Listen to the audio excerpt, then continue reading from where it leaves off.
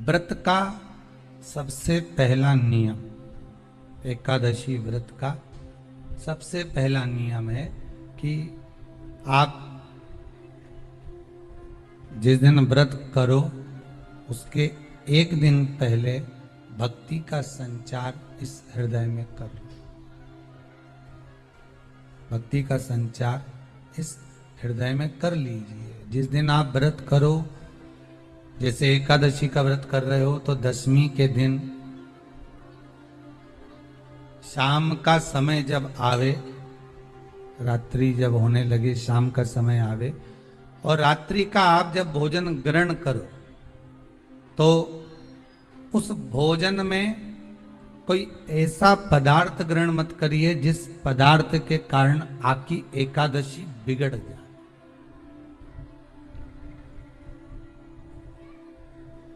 एकादशी का दूसरा नियम बहुत ध्यान से सुनिएगा।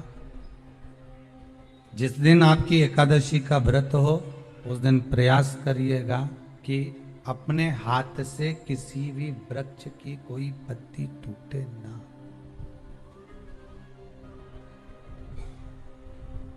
अपने हाथ से किसी भी वृक्ष की, पौधे की, किसी भी वृक्ष की पत्ती अपने हाथ से ना टूटे। बहुत ध्यान दीजिएगा महाराज। एकादशी का ये दूसरा नियम है कि अपने हाथ से किसी पौधे की, किसी वृक्ष की, किसी डाली की कोई पत्ती टूटे ना, कोई पत्ती ना टूटे, इसका प्रयास करिए। यहां पर तीसरे नंबर का जो, चौथे नंबर का जो उपाय बताया है, उपवास करने का जो नियम बताया, उसमें वर्णन किया एकादशी के दिन अगर आपका व्रत है तो आप भूलवश भी डब्बे में रखी हुई रोटी गाय को ना देते हुए कुछ थोड़ा सा फल, फलहार, कोई केला, कोई सेब, जो आप खाते हो, अंगूर, पपीता, जो आप ग्रहण कर रहे हो, उसका थोड़ा सा भाग आप गाय को प्रदान करो। आप गाय को दीजिए।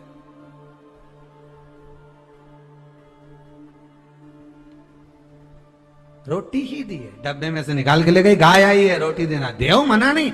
बाकी के दिन आप आपके बेटे से कह दो रोटी दिया बेटा जा, पर आप अपने हाथों से, आपका व्रत है तो आप फलाहार आप कर रहे हो तो फलाहार का ही दान गौ माता को दीजिए।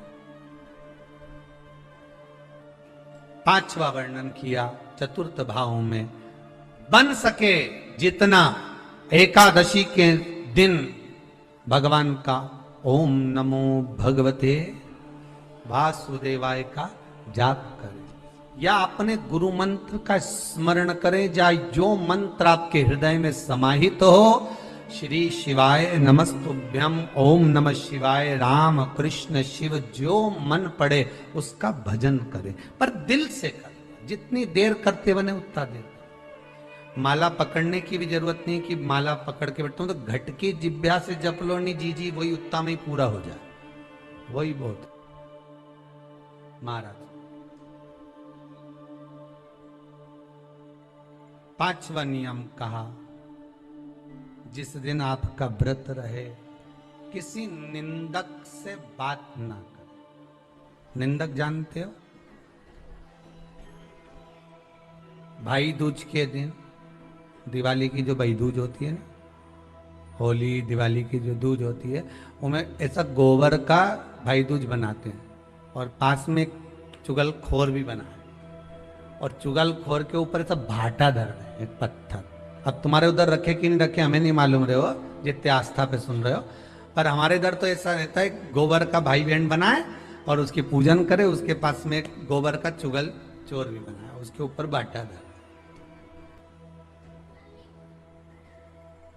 कथा वर्णन कर रही है, निंदक से बात ना करें। मान लो किसी ने आकर आपको निंदा कर भी दी तो तुरंत सूर्य नारायण भगवान का दर्शन करें और 3 बार उनका दर्शन कर कर नेत्र बंद करें, तब जाकर वो निंदा जो अंदर गई है अंदर पवित्रता प्रदान करेगी, तब जाकर एकादशी का व्रत लगेगा। पहले तो प्रयास करो, अगर जो निंदा करने आता है ना तो उसको उस दिन एकादशी वाले दिन दरवाजे पे लिख दो कि चुगल चो। फिर कहा जीव की हत्या ना करे, अगला नियम है अपने द्वारा जीव की हत्या ना हो, प्रयास करना किसी को कष्ट ना हो। 18 नियम में से एक नियम और, प्रयास करिएगा एकादशी जब भी करें तो द्वादशी से जुड़ी हुई करें, दसवीं से जुड़ी हुई एकादशी कम करें। जो वैष्णवों की एकादशी कौन सी होती है? जो एकादशी द्वादशी से जुड़ी हो, दसवीं से नहीं। दसवीं से जुड़ी हुई एकादशी व्रत कहलाती है। Resell sarees and earn profits up to 15,000 rupees every week. Get 30% off on और द्वादशी से जुड़ी हुई एकादशी पुण्य फल प्रदान कर कर वैष्णवों को भगवान के चरण में छोड़ आती है, इसलिए एकादशी द्वादशी से जुड़ी हुई होना चाहिए। वैष्णव एकादशी। फिर अगला वर्णन किया गया। महाराज शास्त्र कहता है, अगला वर्णन जो किया गया उसमें बताया, प्रयास करें जिस दिन एकादशी हो उस दिन घर में बुआरी झाड़ू आदि जो लगती है वो दूसरा लगा ले। क्यों? उसका वर्णन है, अगर आप बुआरी लगाएंगे, झाड़ू लगाएंगे, पोछा लगाएंगे तो हो सकता है कोई जीव आपके हाथ के द्वारा मर जाए। तब एक बार ये कथा हमने काशी में कह दी थी। कहां करोगे? सारे व्रतों में केवल एक व्रत ऐसा होता है एकादशी का जिसका उद्यापन पहली एकादशी पर भी कर सकते हो। सारे उद्यापन में केवल एक उद्यापन ऐसा होता है, सारे व्रतों में एक व्रत का उद्यापन ऐसा होता है, वो है एकादशी का। ये जरूरी नहीं कि 26 पूरी होगी तभी तुम करोगे, या तो पहली में ही कर लो या फिर 26 पूरी हो तब कर। पर उद्यापन, अब तुमको ऐसा लगे कि हाँ मैं अभी तो जीऊंगी हो, अभी तुम्हारा बाल भी धोला नहीं हुआ, तुमको ऐसा लगे तो अभी तो मैं तो बढ़िया। तो पहली पर करने से क्या फल मिलेगा? तो एकादशी की नियमावली कहती है, अगर मान लो आपने पहली एकादशी पर भी उद्यापन कर लिया, इसके बाद में जितनी एकादशी करोगे वो सारी तुम्हारे खाते में जुड़ती जाएगी। मतलब बैंक में खाता खोल लो, ठीक है? खाता खोल लिया, अब जितना कमाता जाओगा उसमें डालते जाओ, जितनी कमाई करके लाओगे उसमें जमा करते जाओ। एकादशी एक बार उद्यापन पहले में भी हो गया तो बाकी का पुण्य तुम्हारे खाते में आ जाए, उसका पुण्य।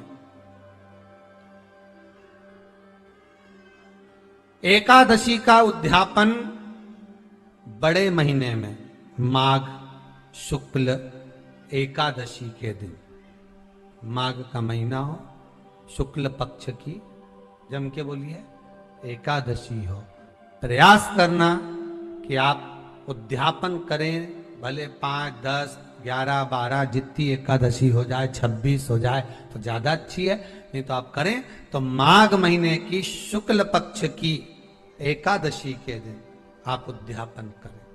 प्रयास रखें, प्रयास। बड़े महीने के अंतर्गत जो उद्यापन, हाँ चतुर्मास के अंतर्गत उद्यापन नहीं होता एकादशी का, बहुत ध्यान दीजिएगा। ये जो सावन भादो कुंवर कार्तिक जो 4 महीना होते हैं भगवान के शयन करने के, इसके अंतर्गत एकादशी का उद्यापन नहीं होता, और इसके अंतर्गत उद्यापन करना भी नहीं चाहिए। एकादशी का उद्यापन माघ महीने की शुक्ल पक्ष की एकादशी के दिन आप बहुत प्रेम से आनंद के साथ करिए महाराज। परंतु एकादशी के उद्यापन में सबसे ज्यादा अगर कुछ जरूरी होता है तो 24 तरह का नैवेद्य जरूरी होता है। कितने तरह का? 24 तरह का नैवेद्य। अब आप कहोगे गुरुजी उद्यापन हम कर रहे हैं एकादशी का, तो उसमें तो फलहार का हमें नैवेद्य बनाना चाहिए। तो फिर ये पुराण के अंतर्गत स्कंद पुराण में ये चीज लिखी है कि एकादशी का जब उद्यापन करते हैं तो 24 तरह का नैवेद्य बनाकर सिद्ध करते हैं। 24 तरह का नैवेद्य जान रख लेना, का हलवा बना लो, खीर बना लो, पूड़ी बना लो, सब्जी बना लो, पकोड़ा बना लो, भजिया बना लो, ऐसे 24 तरह का नैवेद्य अलग अलग चाहिए।